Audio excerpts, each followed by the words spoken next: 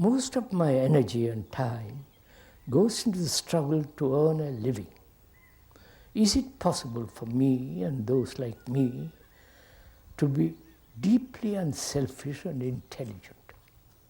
Most of my energy and time goes into the struggle to earn a living. Is it possible for me and those like me to be deeply unselfish and intelligent?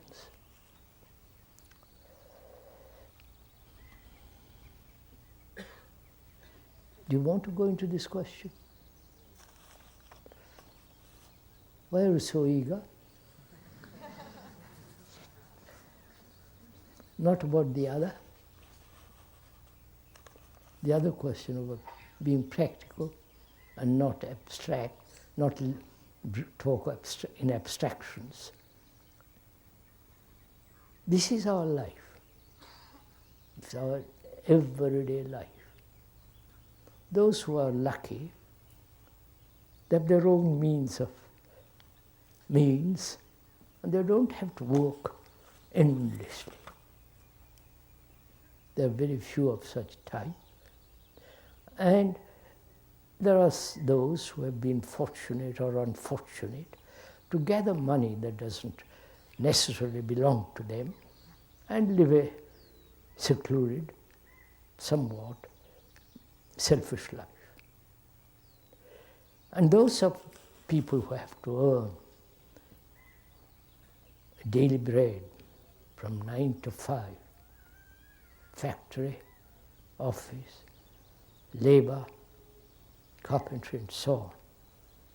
We spend a great deal of energy in all that. And so this questioner says, I have very little time to inquire into this business of selfishness and intelligence.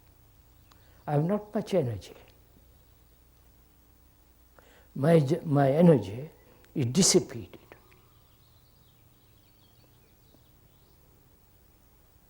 in work, in doing, right? Is that so?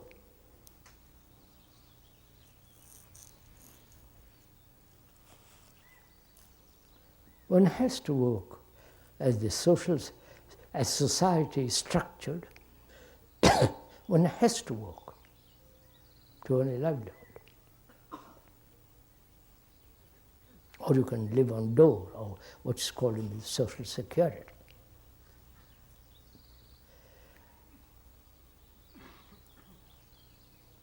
We should really inquire whether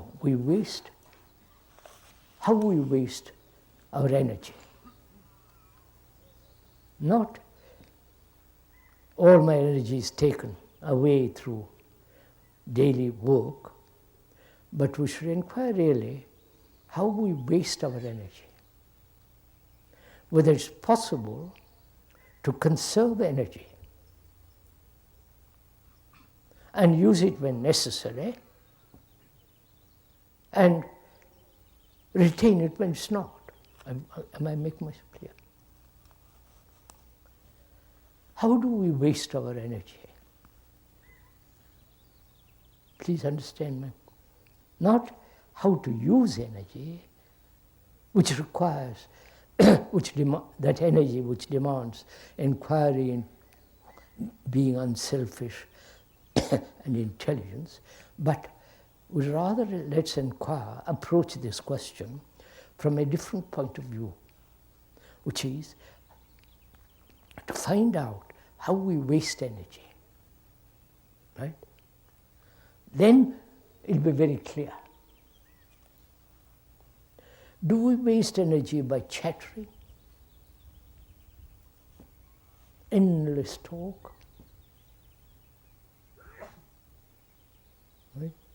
Most of us do. Endless talk. And is it a wastage of energy to be constantly in conflict? In the office, at home, and so on. right? Is not conflict within oneself and outside a wastage of energy? Not how to be free of conflict for the moment, but to observe how we waste our energy. Conflict, the concept or an illusion that we are individuals, and so fighting everybody, right, against everybody, enclosing ourselves in a little neurotic state, building a wall around ourselves through fear and so on. That's also a great deal of wastage of energy, right? And to pursue an ideal is a wastage of energy. Right? Not the ending of a fact. I don't know if I make myself clear. Suppose one is violent. You pursue a non-violent, which is non-fact. The pursuit of non-violence is a wastage of energy. Whereas to understand the nature of violence, go into it deeply, the complexity of violence, and see if it is possible to end it. That's not wastage of energy. But to pursue a non-fact, which is the ideal, whether it's a political ideal or a Marxist ideal, communist ideals, is a wastage of energy. Isn't it a wastage of tremendous energy, building armaments against each other? No? I don't know if you have been listening to some of the television explanations of how Russia is building up its armament, America. As you listen to it very carefully, it all seems so insane, so extraordinarily irrational. So one wonders if one is going mad.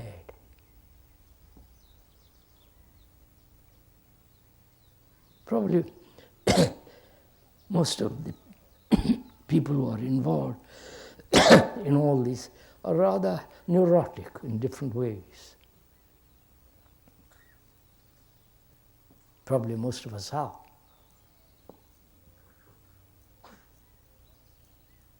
So, to find out for oneself how we waste our energy. And the greatest waste of energy is to be concerned with oneself. No? Because to be concerned with oneself, with one's neurotic state, and not be unaware of it, to be concerned one's own issues and one's own problems, one's own achievements, is a very, very limited energy. It's very limited, and therefore your energy is limited. But when there's freedom from that, there's immense energy.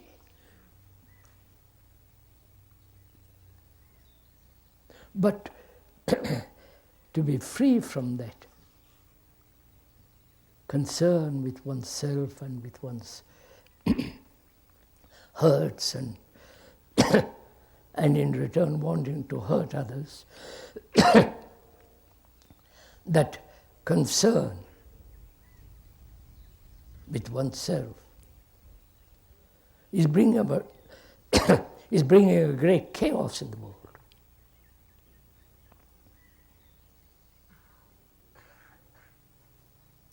To seek one's own enlightenment following your own particular little guru is such a wastage of energy. We'll talk about it more when we talk about meditation.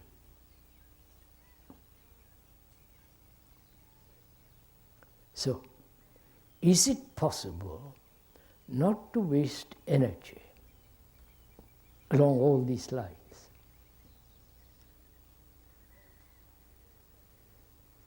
And if you have that energy, what will you do with it?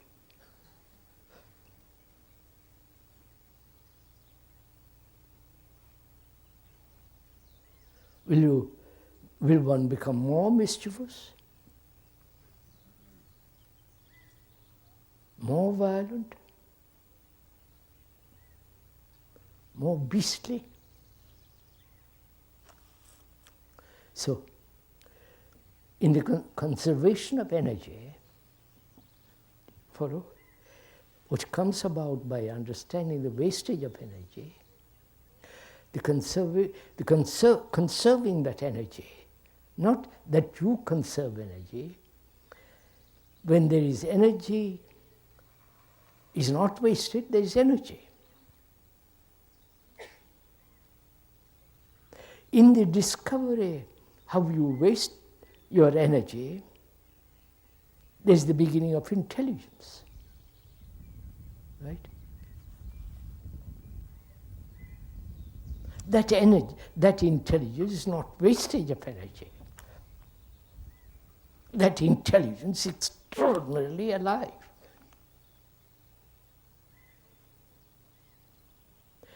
One cannot possibly be intelligent if one is selfish. Right? Selfishness is part of division, separation. I am selfish and you are selfish. In our relationship, we are selfish.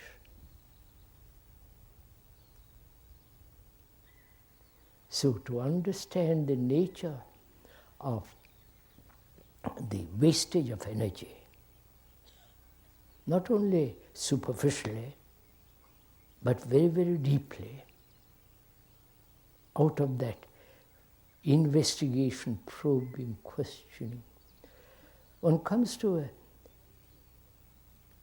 certain quality of energy which is the outcome of intelligence, not merely setting aside wastage of energy. I wonder if you understand this.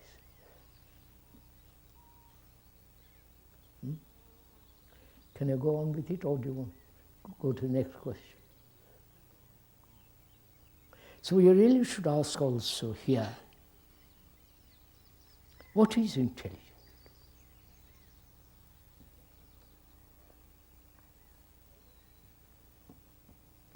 Are those people who are very, very learned, are they intelligent? I'm not saying they're not, I'm questioning. Are those people who are politicians and building armaments and so on, are they intelligent? Is intelligence merely the activity of thought?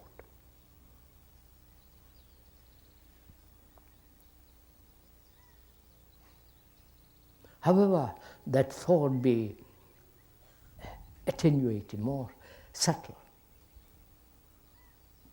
more complex. Is the very activity of thought intelligence? I hope you are questioning me. I hope one hopes that both of us are thinking together in this matter, in all these matters. Not that the speaker is saying and you are listening, but together we are investigating this question of intelligence, as we did the wastage of energy, and what is practical, what is abstract. So we are questioning together, what is intelligence? We are asking, is the is thinking, however subtle, however complex, all the activities of thought, including invention, putting very, very complex machinery together, like a computer, like a robot, like a missile, or the extraordinary machine of a submarine, or these beautiful aeroplanes. They're all the result of tremendous activity of thought.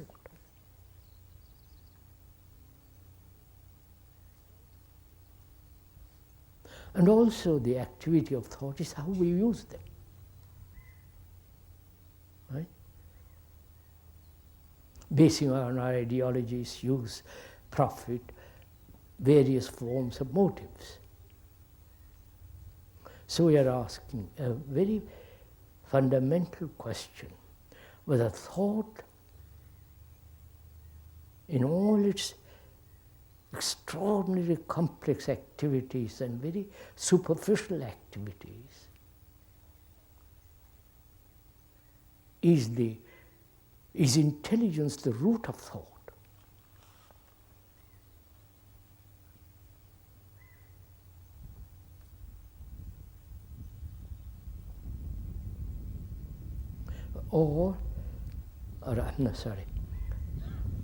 Thought is limited.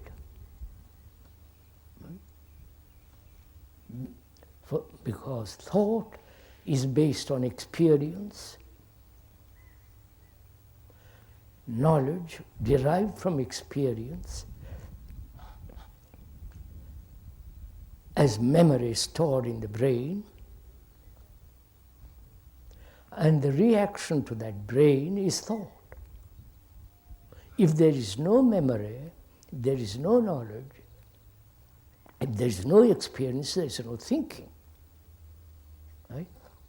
Every little thing on this earth, the smallest little thing, must have the quality of thought, instinct. But human beings like us, we have evolved, supposed to be. And our greatest instrument is thought. And that thought is actually very limited, because knowledge is always past, present, and future will be limited. Obvious. As in the scientific world, in the biological world, in the world of machinery, and so on, so on, so on. Anything born, brought about, put together by thought is limited.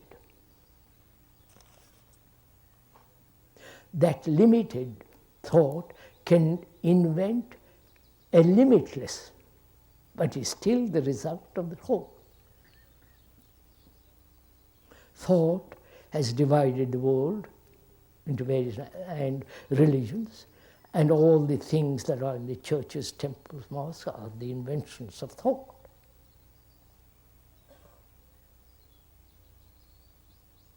You can't get beyond that, it's a fact. And what thought has created, then we worship it. Marvelous self-deception. So, we are asking, is intelligence the activity of thought?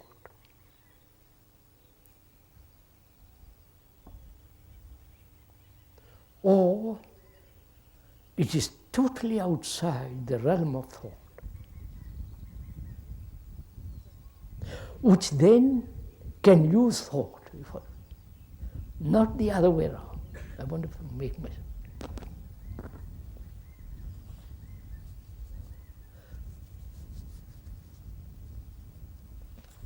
So to inquire into the nature of intelligence, one must very carefully examine the only instrument apparently we have, which is thought. Thought includes emotion, sensory responses, and so on, so on, so on. All that is centered in the brain, which is the whole structure of human beings. The speaker is not an expert in the world of, with regard to the brain, but one watches one's own reactions, one's own responses, hurts, illusions, and so, watches. And one watches silently, not without any motive, then that watching reveals a tremendous lot. One learns a great deal more in silence than in noise. Right? That's a different matter. So, are we intelligent? Therefore practical? Therefore, never bring about a division.